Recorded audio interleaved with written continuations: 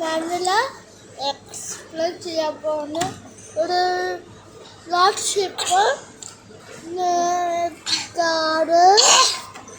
പിന്നെ ഈ കാട് റേസിംഗ് കാട് പിന്നെ ഹെലികോപ്റ്റർ സ്കൂട്ടർ എല്ലാ കാർ ഈ 7 കാർസാണ് എന്തെങ്കിലും ഓടുന്നില്ല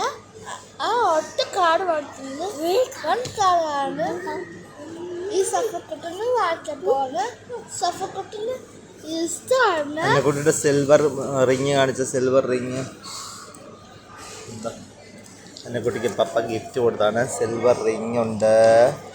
സിൽവർ വളയുണ്ട്